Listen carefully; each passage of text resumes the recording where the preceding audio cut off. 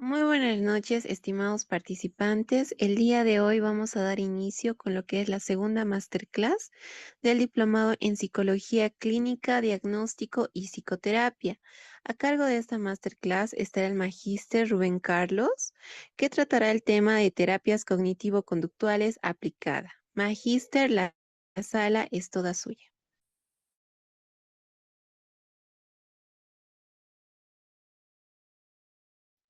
Muy buenas noches, tengan ustedes un placer estar con ustedes.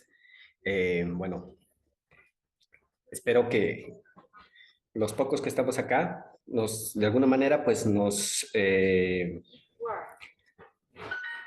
de interés. Me voy a poner de galón, ¿no? Por su participación, por su asistencia. Voy a aprovechar que tenemos la bondad de las redes. Voy a pasar por el chat algunos textos que sin duda les van a ayudar. Hoy vamos a hablar un poquito de las terapias cognitivas comportamentales y cómo su aplicabilidad, pues de alguna manera está generando buenos resultados, ¿no? Y esto tiene toda una historia y es lo que vamos a hacer ahora. Vamos a hacer un breve recorrido histórico para llegar a esto de lo que son las psicoterapias, pero vamos a aterrizar específicamente en las psicoterapias cognitivas, ¿no? Y cómo es que ha tenido su proceso evolutivo para, pues, la aplicación eh, de estos enfoques psicoterapéuticos tengan mayor receptividad, tengan mayor aceptación, pero por sobre todo, y esto es lo que me interesa enfocarles a ustedes, es que existe respaldo, existe evidencia, ¿no? Sobre la efectividad de la aplicación de estos procesos psicoterapéuticos. Obviamente podemos ver otros enfoques, podemos ver otras perspectivas, sí, las hay, ¿no? Y algunas más que otras cuentan con un respaldo, pero no, si hacemos una comparación, no es en la misma dimensión que las psicoterapias cognitivas conductuales, precisamente porque desde el surgimiento como paradigma, pues se han centrado en generar evidencias, ¿no? Es más, ah, después de la postura pavloviana, eh, este profesional que estaba haciendo investigación, que se encontraba haciendo investigación sobre los jugos gástricos, identifica la presencia de estímulos incondicionados y cómo podía estos estímulos incondicionados por medio de la asociación generar estímulos condicionados. Ya se iba generando, ¿no? Evidencia que hasta el día de hoy eh, se vienen aplicando, ¿no? Para ver cuáles son los resultados. Nada, no por nada, hoy por hoy, termina siendo el boom en diversos contextos de nuestra realidad, no solo nacional, también latinoamericana, la aplicación de las psicoterapias cognitivo-conductuales, pero ya manifestadas de tercera ola, ¿no? O de tercera generación, también conocidas como enfoques psicoterapéuticos contextuales, ¿no? Eh, y todo nace a partir de estos paradigmas. Pero antes de ingresar a estos paradigmas, es importante manifestar cómo es que nos estamos movilizando, cómo es que estamos entendiendo esto de la generación de evidencias y por qué estamos manifestando que en su aplicación están teniendo buenos resultados. Para eso hay que limitarnos a la historia. La historia de alguna manera nos va a construir, nos va a delimitar. Así que esta presentación, esta actividad la voy a manejar en dos pilares. Por un lado voy a trabajar la historia del surgimiento de las psicoterapias en general y me voy a aterrizar en las cognitivas conductuales y posteriormente o de manera paralela voy a trabajar también el concepto de ser ciencia, ¿no? Porque la ciencia como tal, y me voy a basar en la postura de Thomas Kuhn, cuando Thomas Kuhn manifiesta que la ciencia tiene que cumplir ciertos criterios, ciertos estándares para considerarse que es ciencia. Entonces, la psicología como tal, ¿no? Ha tenido que pasar por mucho para entender qué es ciencia, ¿no? Ha tenido muchos conflictos. Es más, hasta ahora creo que a alguno que otro se le va cuando manifiesta de que la psicología no es una ciencia. Y en nuestro contexto nacional la situación es mucho más compleja, ¿no? Porque también hay que entender que la ciencia como tal dentro de la CEV, manifiesta 6 áreas del conocimiento científico. Y por esas 6 áreas del conocimiento científico, pues se están instalando carreras, ¿no? Por ejemplo, en las ciencias de la salud, está medicina, enfermería, odontología, quimioterapia, fisioterapia y demás, ¿no? En las ciencias administrativas empresariales están auditorías, contabilidades y otras cosas.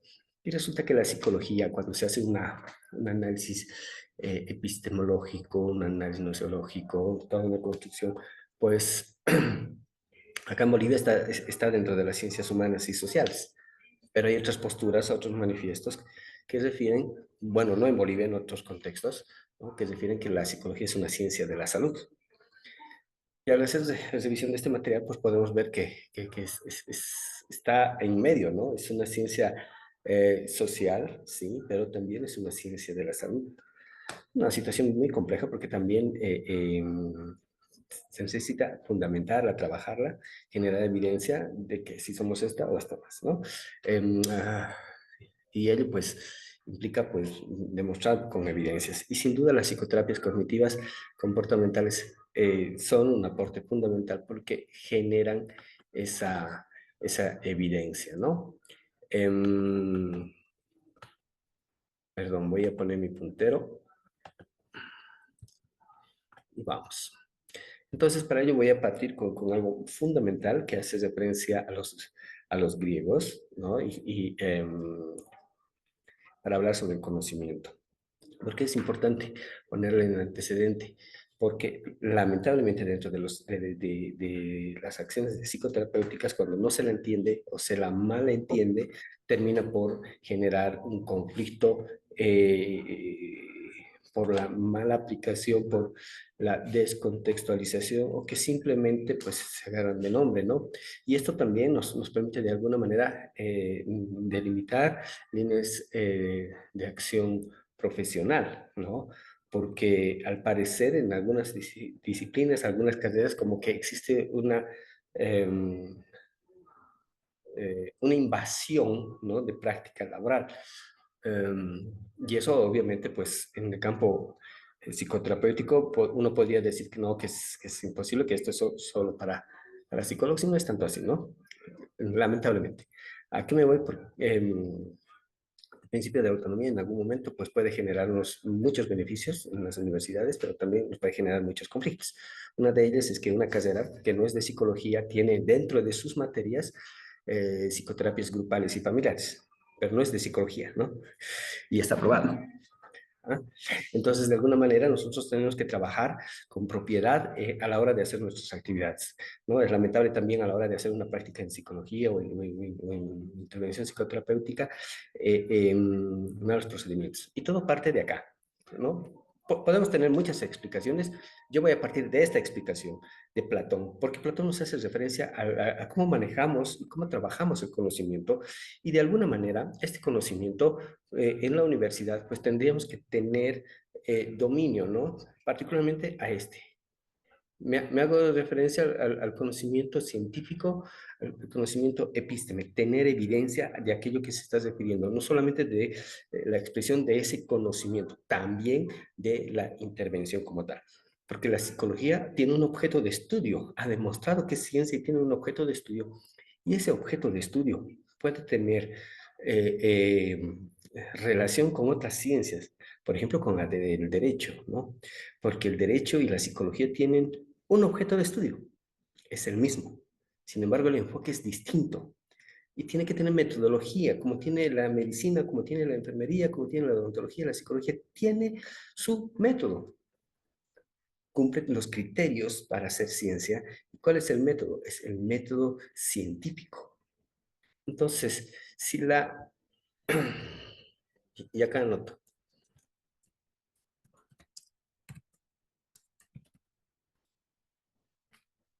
Si el método de la psicología es el método científico, con mayor razón, nuestro trabajo, nuestras intervenciones, nuestros informes deben manejarse amparados en esta metodología, porque así demostramos que somos ciencia. Esto implica entonces que nosotros basemos nuestras acciones desde la evidencia.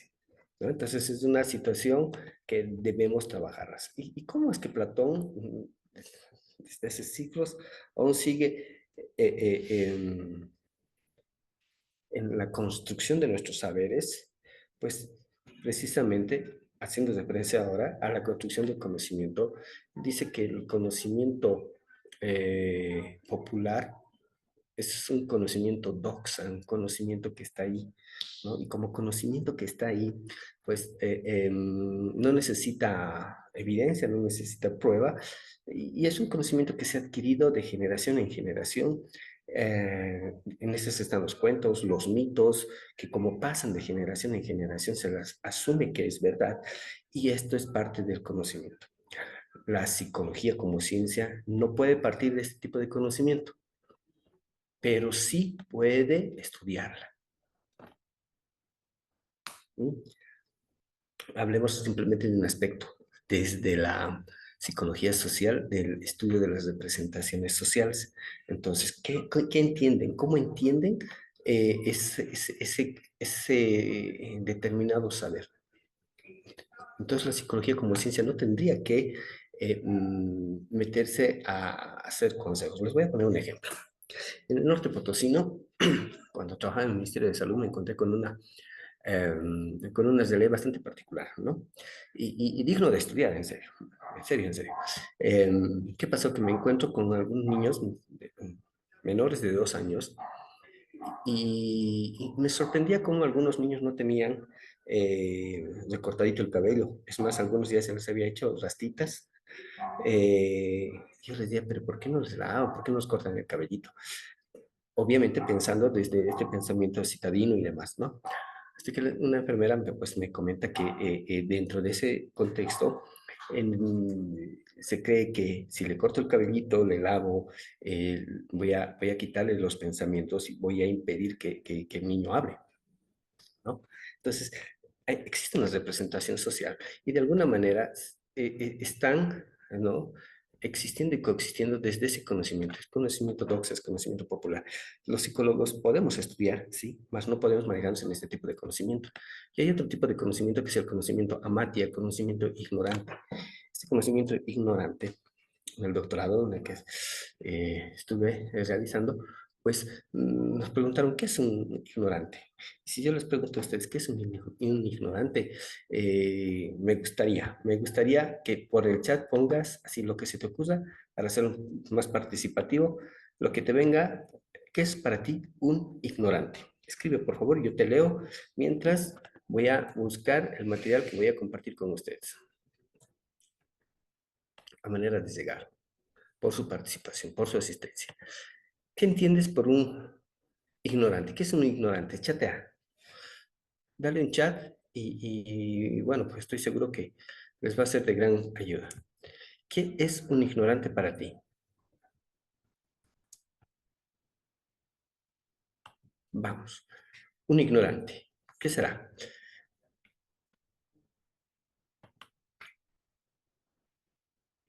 Los leo. Muchas gracias por su participación. Ya están escribiendo. Mientras yo voy buscando material para compartir con ustedes, porque estoy seguro que les va a servir de sobremanera, ¿no? Em, Estoy en un lugar donde el clima está agradable. Estamos por encima de los 25 grados, me parece, ¿no? Bien, ya tengo algunos libritos acá.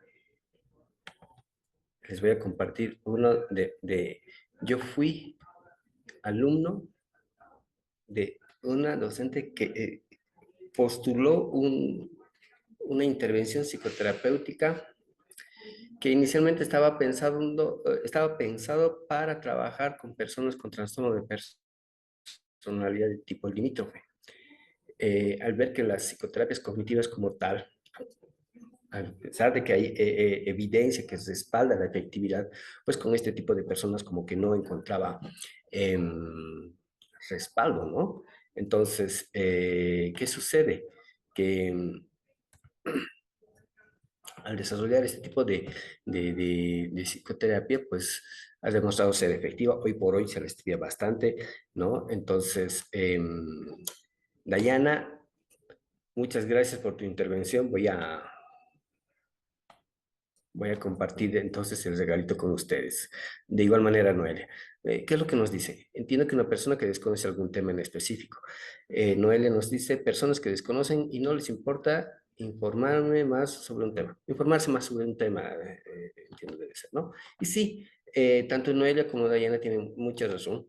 Eh, Resulta que entonces el Amatia es un ignorante bueno, di el mismo pensamiento, tuve la misma idea cuando plantea con mi docente filósofo, doctor en filosofía.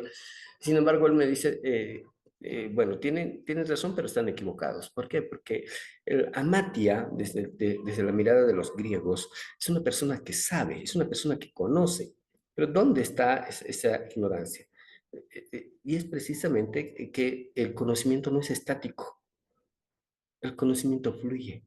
El conocimiento constantemente está en ese proceso. Entonces, el amati es una persona que sabe, pero cree que sabe más que los demás y que su saber es absoluto y que de alguna manera va a imponer su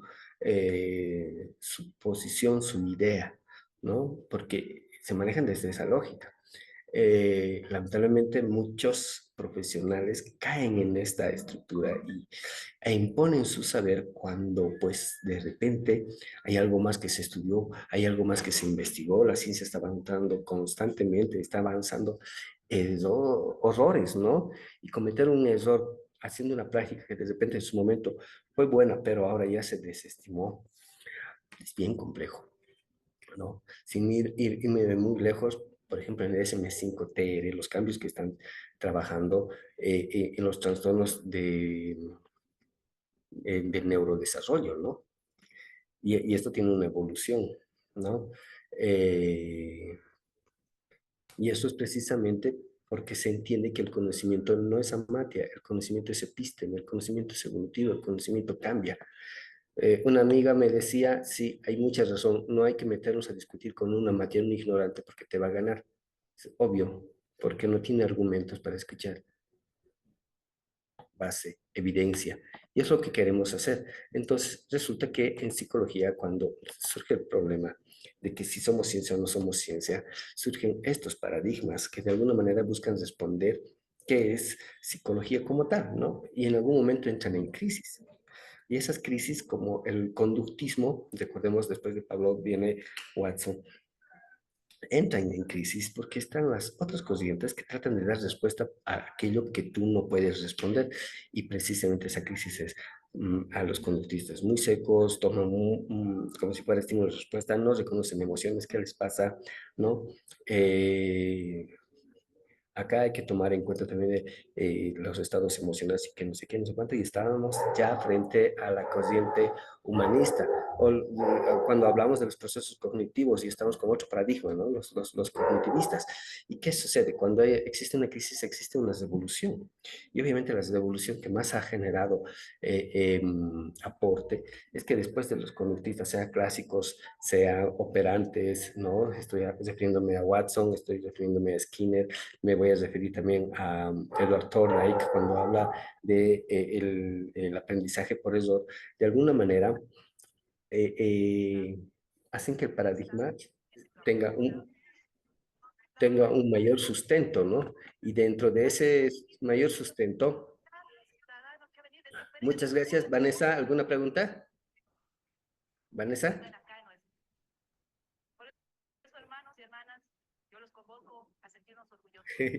Vanessa, por favor, si no tienes una pregunta, sería interesante que bloquees tu micrófono. O de repente, anfitriones, muchas gracias. Muchas gracias. Entonces, ¿dónde iba? Y este es un paradigma, ¿no? Entonces, así evoluciona la ciencia. Y es así como han ido trabajando en eh, y se han ido posicionando estos paradigmas de la psicología.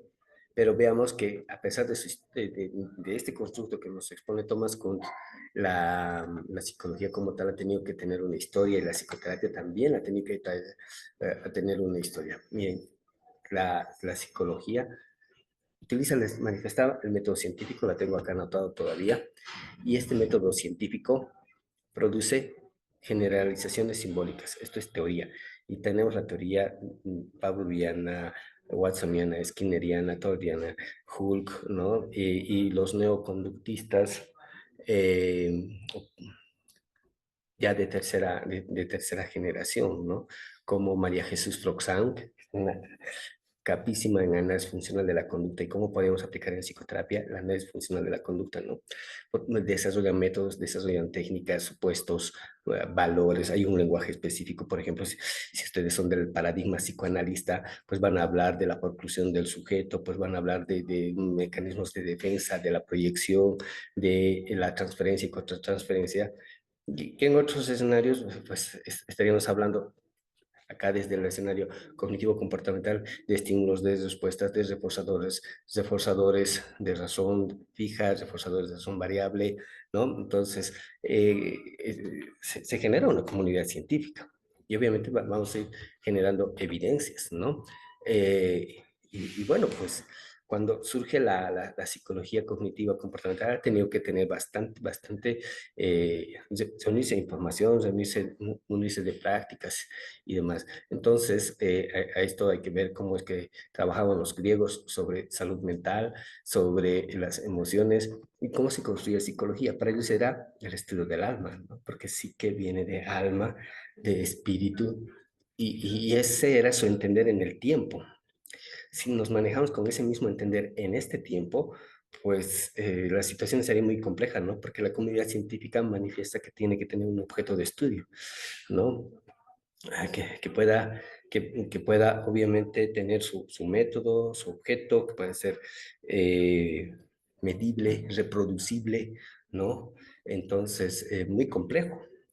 Entonces, en nuestros tiempos ya cambia esa forma de entender, aunque en su etiología podríamos decir que es estudio del alma, la psicología, pero hoy por hoy nos vamos a manejar bajo tres escenarios, ¿no? Los procesos cognitivos, comportamentales y obviamente los estados emocionales, ¿no? Entonces, ese es nuestro campo, esa es nuestra cancha. Sin embargo, vean cómo los filósofos de alguna manera han intervenido, han generado bases, cimientos, ¿no? Y bueno, pues quizás una de ellas, las que más vamos a trabajar en el aporte de la psicoterapia cognitiva, son los aristotélicos, porque de alguna manera Aristóteles ayudaba, apoyaba en su construcción, en su nociología, sobre el asociacionismo, ¿no?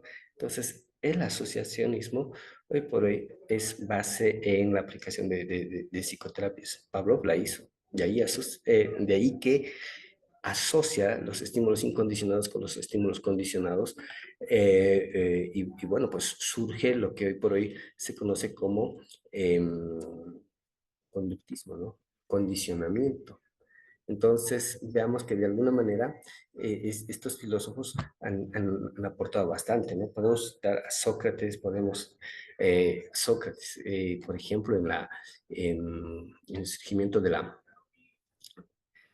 primera división de las estructuras de personalidad, ¿no? Y bueno, pues estos aportes nos han dado mucho de construir. Manuel Kant, Descartes, estoy hablando en líneas generales para la psicoterapia, cómo es que ellos trabajan, ¿no? En el conocerse a sí mismo, en el desarrollo del introspeccionismo. Quiero comentarles acá, tengo a tres personajes que después de los griegos, del oscurantismo, ya en el Renacimiento, de alguna manera dan sus aportes, ¿no? Erasmo de Rotterdam, él hablaba de la educación y la razón. De alguna manera manifestaba, ¿no? Las bases de la aplicación, si nos manejamos dentro de los reforzadores, ¿no? ¿Cómo podemos modificar conducta? Podemos generar educación para establecer mejores condiciones humanas. Entonces, en todas las bases, sí, se la estudia así, como fundamento, como aparte, nos van a ayudar bastante. Descartes, ¿no? Cuando habla del dualismo mente-cuerpo, quizás ya lo leyó también y lo estudió bastante a Platón, porque Platón hacía referencia a mente y cuerpo, y de alguna manera nos influye bastante, ¿no? En el estudio, pero desde esa separación. Hoy por hoy las cosas están cambiando. Por ello las psicoterapias de tercera generación, ¿no? Se van a munir también de técnicas que probablemente no salieron de ellas, pero sí por su impacto generan, ¿no? El tema de las emociones, por ejemplo, es un aspecto muy importante y que, bueno, pues Platón y Descartes trabajan como un ente separado, pero hoy por hoy podemos entender que de alguna manera lo que le pasa al cuerpo afecta a tus estructuras cognitivo-mentales, como que también de acá puedes repercutir acá, ¿no? Hablemos de un estado depresivo, por ejemplo, ¿no? Entonces, en el estado depresivo, ¿cómo están los procesos mentales y cómo puede afectar al cuerpo? De repente, ¿no? De repente la subida de peso, eh, desde el campo biológico, cómo estudiaría, ¿no?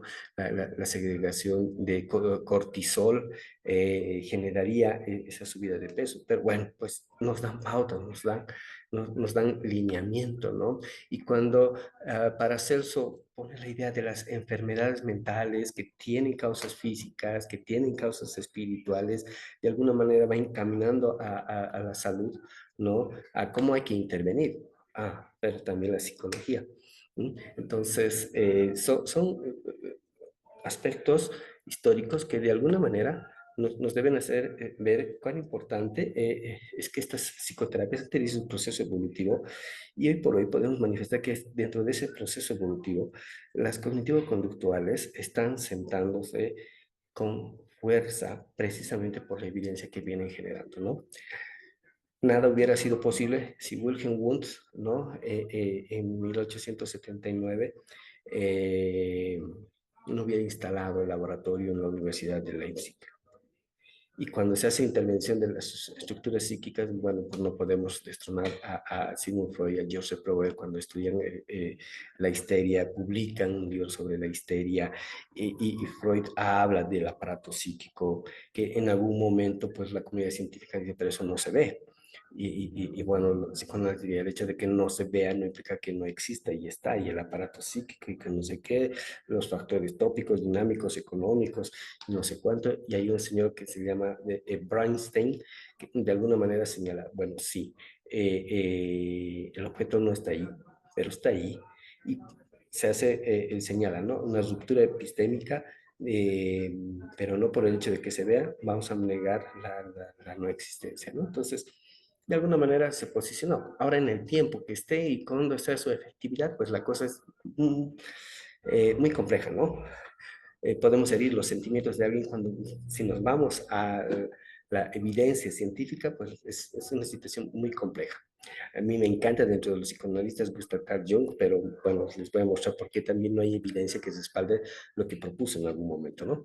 Y señala a Whitmer como podemos manifestar el padre de la psicología clínica como tal, porque es el primero que funda y el que tiene su laboratorio psicológico, ¿no?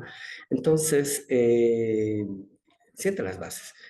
Lamentablemente es un personaje desconocido porque poco se lo estudia y bueno, los aportes que ha dado han sido fundamentales. Y desde el conductismo como tal, vamos a entender que este paradigma pues ha tenido sus bases, ¿no? Bueno, no voy a repetir. Aquí están cuatro grandes autores, quizás los más estudiados han sido estos, ¿no? Ustedes los han debido ver en la universidad y quizás algunas frases típicas, ¿no? Como la de Watson, ¿no? Léeme una docena de niños y hasta en base a la aplicación del conductismo clásico voy a hacer que uno sea vagabundo, otro sea religioso, otro sea abogado, otro sea un ladrón, ¿no? Y quizás por eso fue destronado. Pero ya generaba evidencia. Es más, de alguna manera fue criticado Watson porque la psicología trató de encajarle bajo los principios del modelo científico de ser observable, de ser medible, ¿no? Entonces, las fórmulas matemáticas que él de alguna manera trataba de presentar la conducta, ¿no? A partir de los estímulos y las respuestas para la generación de conductas, ¿no? Obviamente ha sido muy criticado, pero ha sentado las bases y por ahí muchos de los aspectos de los aportes que hayan realizado inicialmente con Pablo y posteriormente con Watson, hoy por hoy se siguen aplicando y todavía aún tienen efectividad, ¿no? En los centros educativos hablemos, por ejemplo, de la aplicación de las técnicas por economía de fichas, ¿no? Si ustedes la conocen, si ustedes la aplicaron, la técnica por economía de fichas funciona muy bien en los centros educativos, funciona muy bien con los padres de familia cuando existe compromiso para aplicarla, ¿no? Yo mismo la he aplicado en centros penitenciarios y en hospitales psiquiátricos, ¿no? Allá donde me formé, en Sucre, ¿no? Entonces, ayuda. Y bueno, con Skinner ya ni que se diga, ¿no? Quizás las psicoterapias de tercera generación tienen bastante base en estos dos, ¿no? Pero bueno, también hay que meter la torre ahí porque de alguna manera todavía cuando hace la propuesta de investigación en el laboratorio con gatitos, inicialmente con palomitas, y habla del ensayo de eso, pues de alguna manera también nos permite trabajar en prácticas, ¿no? Particularmente la he enfocado más desde el estudio de la frustración como tal, ¿no? Eh, y bueno, estos han sido los precursores, ¿no? Y miren que estos ahora son los nuevos eh, del siglo XX, los que están también aún vivos para el siglo XXI, han hecho aportes a los procesos psicoterapéuticos. Acá tenemos a Aaron Beck, ¿no? Ustedes ya lo han debido estudiar, Aaron Beck, han debido estudiar a, Aaron Beck, a Albert Ellis, perdón, y Aaron Beck, ¿no? Considerado el padre, ¿no? De la psicoterapia cognitivo comportamental. Él es el primero en hacer este estudio, ¿no? De ese enfoque cognitivo-conductual, ¿no? Ya será pues en la década de los 60, ¿no? Que propone que de alguna manera nuestros pensamientos, ¿no? Estos pensamientos que tenemos de alguna manera distorsionados, ¿no? Eh, pueden ser la causa de la depresión o de otros trastornos emocionales, ¿no? Entonces, tiene un librito que se llama Terapia Cognitiva, compor- Terapia Cognitiva Comportamental de las Emociones Distorsionadas o algo así, ¿no? Entonces, bueno, trabajo bastante, publico bastante y Aaron Beck, hoy por hoy, padre de la psicoterapia cognitivo-comportamental, nos brinda pautas de cómo es que deberíamos trabajar, cómo es que deberíamos abordar estos en la atención de casos, ¿no? A ello tenemos también a Albert Ellis, y Albert Ellis, cuando habla de la TREC, ¿no? De la terapia racional emotiva, ¿no? Y cómo se da importancia, ¿no? De alguna manera modificar los pensamientos que son irracionales, las creencias que son irracionales, nos brinda pautas. Hoy por hoy les comento que eh, si no hubiera sido por los aportes de Albert Ellis, eh, sin duda alguna, no estuvieran presentes con la fuerza que están ahora las psicoterapias contextuales, ¿no? Porque de alguna manera manifiestan, oye, particularmente estas tres que están acá, de alguna manera buscaban alguna modificación del pensamiento y del comportamiento. ¿Mm? Entonces, para hacer ciencia, les manifestaba en algún momento se ingresa en crisis. Y estas crisis, pues, se tiene que generar revolución con nuevos criterios, nuevos estudios, ¿no? Entonces, las psicoterapias cognitivas comportamentales, ya eran consideradas como psicoterapias de segunda ola, entran en algún momento en crisis porque hay cosas que no pueden resolver. Y como no pueden resolver, pues hay que ver, ¿no? ¿Qué hacemos? Porque tenemos que resolver, tenemos que generar evidencias. Albert Ellis, acá está también la hija de Aaron Beck, que aún está viva, Judith Beck. De alguna manera, eh, em, buscaban cambiar el comportamiento a partir de la modificación de pensamientos. Es más, usamos psicoterapias de la modificación de pensamientos eh, por ejemplo, el pensamiento polarizado, pensamiento en filtro, ¿no? Pensamiento místico, y otras tantas más. Y buscamos de alguna manera que la persona consultante, el paciente, modifiquemos, ¿no? Les cuento que en las psicoterapias de tercera generación la situación es muy, muy distinta a ese enfoque. Yo apoyaba tanto que en algún momento me puse a leer a Gustavo, Jung, Gustav Carl Jung, y él cuando hace la presentación de su teoría y hace referencia al fantasma, eh, sentencia una frase que hasta hoy se me queda guardada, ¿no? Y esta frase manifestaba, lo que niegas te somete, lo que aceptas te transforma. Y las psicoterapias cognitivo-conductuales, las que se están aplicando actualmente, las que se van a aplicar, porque vamos a aprender con seguridad, si ustedes son parte de este proceso, no niegan la presencia de una alteración, de un trastorno, de la presencia de una dificultad, aquello que te está generando conflictos, más bien lo que busca es que aceptes. Y aquello que aceptas, una vez que aceptas, te va a transformar. Esta es una técnica que vienen aplicando las terapias actuales, de las cognitivo-conductuales, las contextuales, y que de alguna manera trabajan la flexibilidad psicológica que la ha postulado Stephen Hayes, ¿no? Cuando postula una nueva intervención psicoterapéutica de enfoque cognitivo-conductual, pero ya considerado como de tercera generación porque él habla de la psicoterapia por aceptación y compromiso. Entonces acá parte de su experiencia, parte de sus realidades, dice, ¿para qué voy a renegar, no? ¿Para qué voy a renegar con esto? Acepto. Y es más, hay bastante evidencia, hasta hay películas, ¿no? Entonces, procesos psicoterapéuticos, trabajar ese proceso de aceptación de alguna manera permite a las personas, primero, dentro de esta flexibilidad psicológica, aceptar su realidad, ¿no? Que ellos acepten también lo que tienen y este es el gran primer paso para generar un proceso de cambio.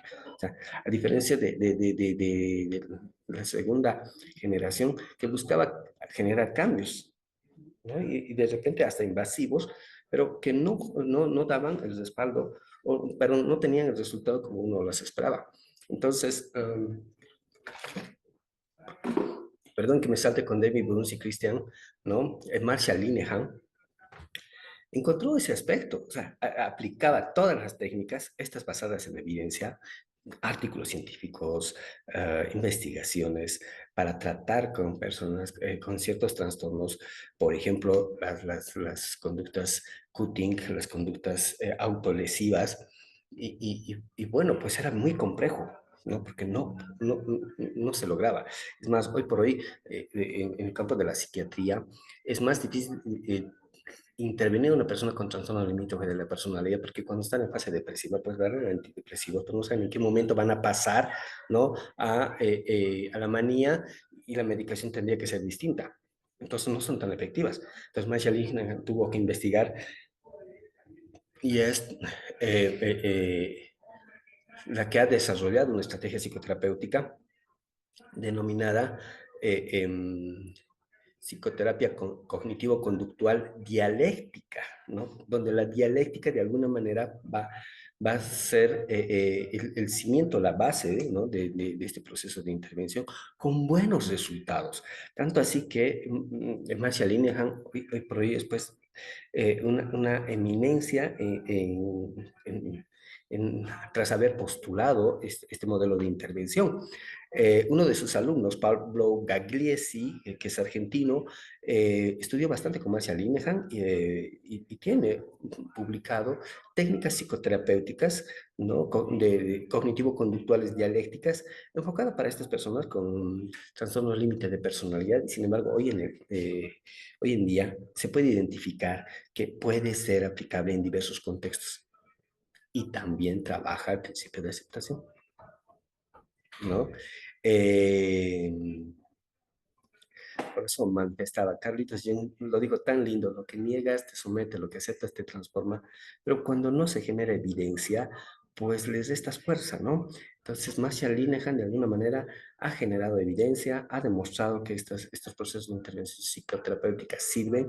Es más, en algunos países se conocen, ¿no? Que antes de la medicación, pues este tratamiento debe aplicarse con muy buenos resultados, ¿no? Pablo Gagliese fue mi docente, con él me formé, en algún momento tuvo que venir acá a Bolivia, estuve en Santa Cruz, ¿no? Y bueno, pues dio interesantes aportes, ¿no? Ah, vean cómo están, ¿no? Los modelos psicoterapéuticos. David Burns, él es poco conocido, ¿no? Pero aplica la psicoterapia cognitivo-comportamental y se ha podido ver que en los libros que él ha trabajado, en los talleres que él brindaba, de alguna manera su enfoque se centraba en las técnicas para trabajar y tratar la depresión de muy buena manera, ¿no? Entonces, hizo aportes interesantes, al igual que Christy Padesky, ¿no? Que es cofundadora de la psicoterapia en California, ¿no? Aplicando formularios de trabajo para personas con problemas depresivos, ansiógenos, ¿no? Entonces, han tenido muy buenos resultados. Vean que sus aportes son fundamentales, ¿no? Judith, ¿alguna pregunta? Sí, Judith, te Sí, escucho. gracias. No hay preguntas, Judith. No, no, gracias. Perfecto. Que tu micrófono está Acabo de encendido. entrar, muchas gracias. Ah, no, perdón. Tu micrófono estaba encendido, entonces yo te pasé la pregunta, luego pensando que ibas a hacer una pregunta. Entonces veamos que ah, la psicología, la psicoterapia como tal, cuando buscamos efectividad, ¿no? Han mostrado que son efectivas, ¿no? La depresión, ¿qué psicoterapia es? La cognitivo-conductual ayuda bastante, la terapia interpersonal, la terapia por aceptación y compromiso, el análisis funcional de la conducta, eh, la dialéctica cognitivo-comportamental, quizás acá es de mucho calibre, pueda trabajar más con ansiedad, la dialéctica cognitivo-comportamental de Marshall Linehan, la terapia por exposición, por cognitivo-comportamental, esta la de aceptación y compromiso, muy buena. Stephen Hayes, ustedes tienen que leer y van a encontrar el Hexaflex. El Hexaflex son 6 dimensiones que trabaja Hayes, donde el principio es precisamente la flexibilidad psicológica y la aceptación, ¿no? A partir de esa aceptación poder generar un cambio. Qué bueno. Personalmente yo trabajo con adolescentes, con adultos, padres de familia. Entonces, terapia de aceptación y compromiso, me tuve que recurrir a una película. Hay varias películas que trabajan aceptación, ¿no? De aceptar su realidad, aceptar que esto les pasa y a partir de lo que acepto que esto es real, que esto no puedo modificar, que esto sí puedo modificar. Imagínense ustedes estás muy estresada, estás muy estresado y bueno, pues hay cosas que no puedes cambiar, te estresan, no puedes cambiar, de repente es el trabajo, ¿no? Estás en un ambiente muy tóxico y el ambiente no puedes cambiar, pero hay cosas que de repente sí puedes cambiar, ¿no? Entonces hay que aceptar algunas cosas que sí y algunas cosas que no. En este ejemplo, nos pusimos a ver la película de Ralph el Demoledor, ¿no? En alguna de miedos nos pusimos a ver It, no sé si se acuerdan. ¿Por qué? Porque de alguna manera, si agarro la película de Ralph el Demoledor, una película de Pixar, pone algunas frases que me han ayudado bastante, ¿no? Para aceptación y compromiso. Y después, soy malo, pero eso no es malo. Yo jamás seré bueno, pero eso no es malo. ¿no? Entonces, de alguna manera, aceptar nos ayuda bastante. Para los trastornos por estrés postraumáticos, ¿no? La terapia cognitivo-conductual, la terapia dialéctica cognitivo-comportamental de Lacey Linehan, las terapias de desensibilización sistemática, ¿no? Esto del MDR, les comento que ha tenido muy buena aceptación, ha tenido muy buena práctica. Es más, creo que de toda Latinoamérica, México es la que más ha impulsado las terapias por MDR. Sin embargo, las últimas publicaciones están encontrando deficiencias en su aplicación, ¿no? Los últimos papers, artículos científicos, pues como que le están restando fuerza, ¿no? Al MDR como tal. Pero están ahí, ¿no? Los trastornos de personalidad, particularmente para los de personalidad limítrofe, ¿no? Entonces, vean que se ha estado trabajando bastante, se ha estado generando bastante, y esa evidencia empírica, de alguna manera, se ven orientada por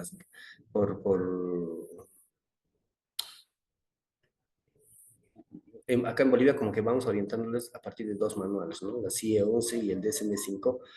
Sin embargo, las psicoterapias como tal, pues no se van a ver enmarcadas en estos manuales porque le dan una mirada biomédica, ¿no? Y la psicología pues tiene otra mirada, ¿no? No es una mirada biomédica. Por eso que las terapias cognitivo-conductuales demuestran ser efectivas para tratar, intervenir en trastornos, porque desde la mirada biomédica no se daría el trabajo desde ese escenario, porque trabaja desde el escenario de las enfermedades y en estas hablaríamos de enfermedades mentales, ¿no? Entonces, por eso también hay que ver esas dos dimensiones, porque una cosa es trabajar con enfermedades mentales, que se la puede, el psicólogo puede, ¿no? Y otras, los trastornos, ¿no? Hablemos, por ejemplo, de un cuadro de epilepsia, ¿no? Entonces estamos con una epilepsia, en la CIE-10 es un G40, y esta pues obedece a una enfermedad mental más que a un trastorno, pero sí podemos trabajar, ¿no? Desde el enfoque cognitivo comportamental para trabajar, por ejemplo, un tema que no se la estudia en la carrera de psicología y que debería ser parte de los procesos de estudio, no solamente con y para la psicología, sino para con otras ciencias como tal. ¿A qué me voy? Por ejemplo, trabajar adherencia al tratamiento. Y es así.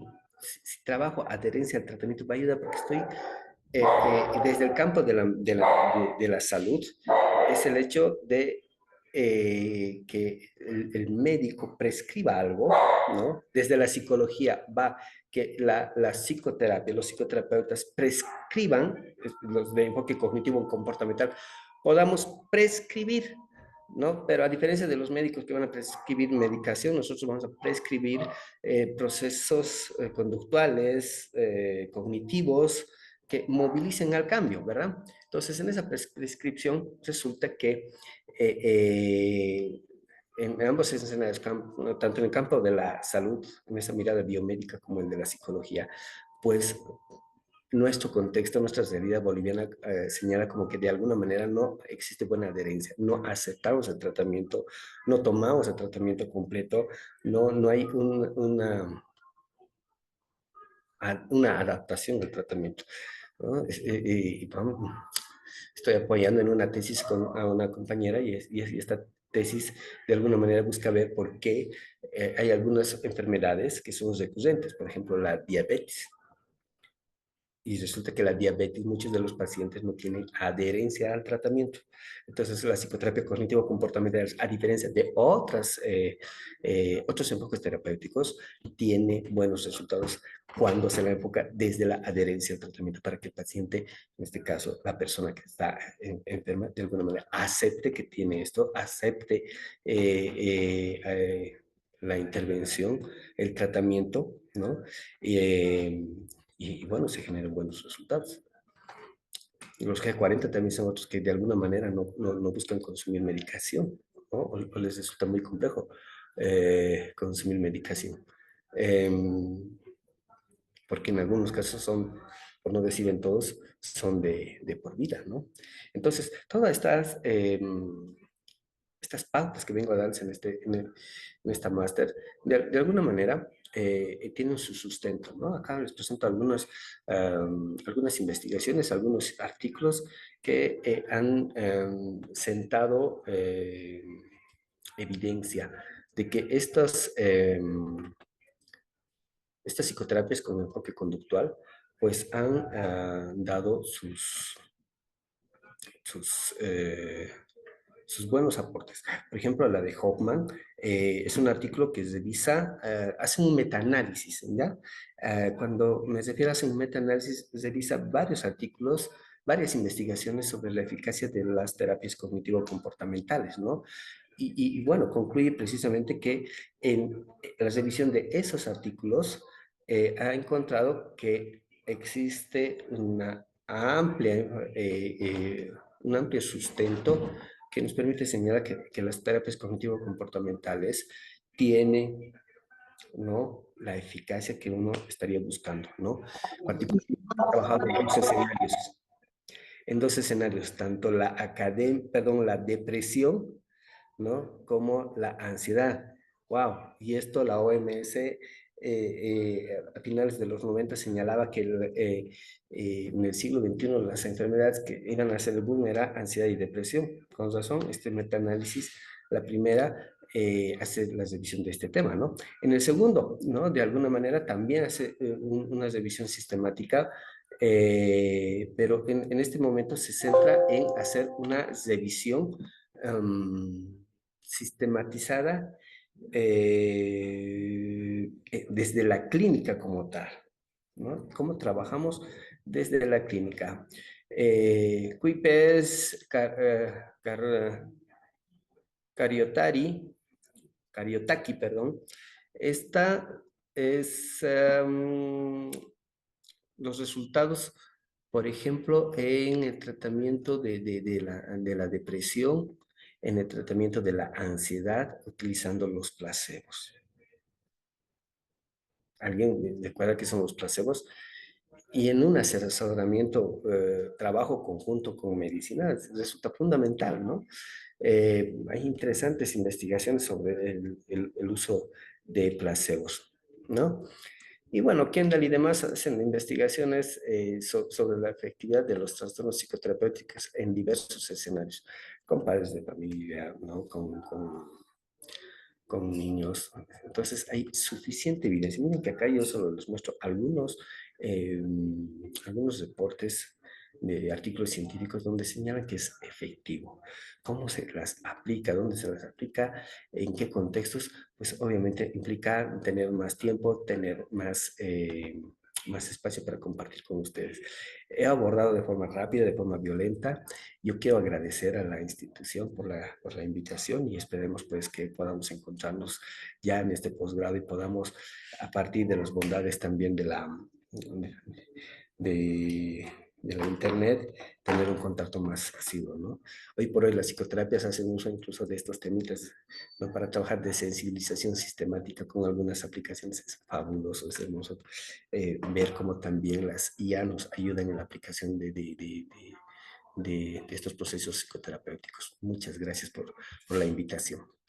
Eh, ah, los libritos ya les hago presente. A ver, vamos a tratar de compartirles. A ver, ¿hay alguna pregunta, hay alguna duda? Aquí tengo a mis gatunos que están en plan de darnos de comer.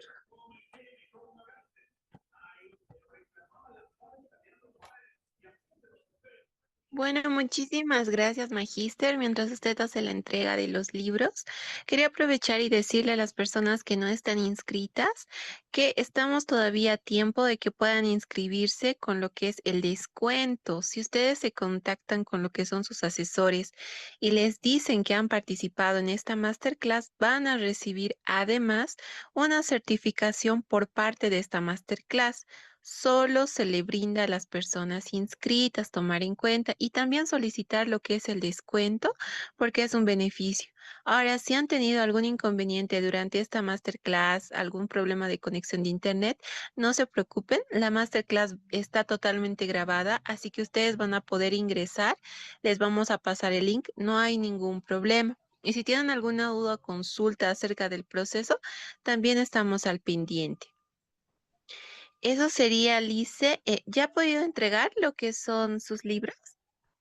Estoy pasando por el chat. El enlace, lamentablemente no podemos mandarles el librito, pero el enlace les estoy compartiendo un librito desde Galito, ¿no? De Marshall Linehan, de la terapia cognitivo-comportamental dialéctica. Les va a encantar, denle una lecturita. Imagínense solo pasar de la lectura a hacer algo práctico, cómo trabajamos este enfoque dialéctico, eh, eh, y cómo trabajamos desde el enfoque de Hayes con la aceptación, el compromiso, pues son cosas hermosas que, bueno, esperemos encontrarnos con ustedes, ¿no? Muy interesante y motivador la masterclass, gracias a usted por compartir sus conocimientos. Claro que hay muchas preguntas, pero la intro fue muy buena. Muchas gracias. Muchas gracias, Dayana Cueto, muchas gracias. Gracias por tu puntualidad, Dayana. Estaba muy puntualita, Dayana. Vanessa Flores, para especializarse en psicoterapia, una vez que se tiene la licenciatura, se deben hacer especialidad. Eh, Mira, la psicología es un espectro grande, ¿no? En algún momento, eh, cuando hacías referencia a, a, las, a, a la práctica como tal, me encontré con un escenario. En este escenario hacía referencia de que hay ciertos trastornos que uno no puede diagnosticar y mucho menos intervenir. Por ejemplo, hablemos de una esquizofrenia, pero hoy por hoy los psicólogos, es más, yo tengo un docente en la Universidad de Yale que explica de manera formidable eh, la esquizofrenia y cómo podíamos intervenir en la esquizofrenia. Más sin embargo, la medicación no es parte, no es rubro de los psicólogos. Entonces, en ese contexto, se ha descubierto que no se ha descubierto, se visibiliza, se toma más conciencia que la psicología es una ciencia que estudia los procesos mentales, los estados emocionales y conductuales, pero tiene la capacidad de explicar. Esta ciencia entonces explica procesos mentales, estados emocionales y estados conductuales. Y la psicoterapia, podríamos decir que de esta ciencia de la psicología vendría a ser la parte técnica, porque mientras la psicología como ciencia estudia, explica procesos mentales, estados emocionales, conductuales, porque esa tendría que ser la definición de hoy por hoy de lo que es psicología, la parte técnica va a intervenir en los procesos mentales, estados emocionales y conductuales, precisamente para generar lo que se pretende, ¿no? El bienestar de la persona. Entonces acá, hacer diplomados, posgrados, especialidades, maestrías, obviamente se van a enfocar en algo en específico. Y en este caso, desde la psicoterapia, es pues hacer una intervención. Vamos a intervenir, no solamente nos vamos a enfocar en explicar, ¿no? Porque la psicología como tal va a predecir, va a poder hacer un diagnóstico, una prognosis, pero ya en la psicoterapia es otro tema, ¿no? Judith, en casos de abuso sexual, terapia sería más adecuada para aplicar. Bien, precisamente los posgrados nos tienen que ayudar, Judith, ¿no? Nos tienen que ayudar bastante, primero para entender la base. Si no tenemos base, miren que yo acá les estoy dando un fundamento, una introducción, y probablemente en el módulo hagamos algo más amplio, ¿no? Pero ver las bases. Resulta que en Bolivia no podemos hablar de abuso sexual. ¿Por qué? Porque nuestra ley es más enriquecida, ¿no? A diferencia de otras leyes. Sin irnos lejos, en Chile, en Argentina, esto es bien complejo porque hablan de abuso sexual. En España hablan de abuso sexual.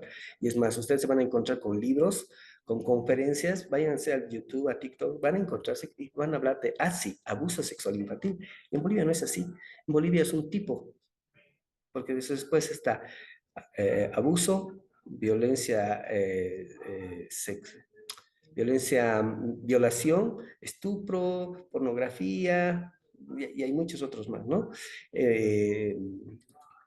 Entonces, el término que más aplica en Bolivia es violencia sexual, porque hablo en un espectro grande, porque incluyo el abuso, que serían los toqueteos, los manoseos, la violación, que es la penetración, pornografía, ¿no? Proxenetismo, violencia sexual comercial. El espectro es grande. Entonces, el enfoque psicoterapéutico cognitivo comportamental de alguna manera ayuda bastante, ¿no? Con las técnicas.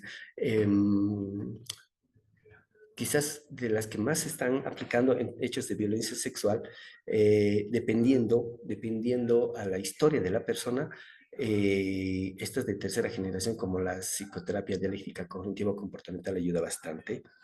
Eh, las técnicas por análisis funcional de la conducta ayudan bastante, ¿no? Aquí hay que leer bastante a María Jesús Troxán. Ayudan, tienen sus resultados. Y ojo, manifiesto, no es que por ser cognitivo comportamental vamos a rechazar las emociones, están ahí presentes, es más, es parte de la construcción de los procesos de cambio. Y no podemos irnos a cambiar porque nosotros queramos, hay que tomar en cuenta el contexto ayuda bastante, ¿no? Entonces, es así, Judith, mira que estamos aprendiendo y esperemos que en el posgrado aprendamos un poquito más.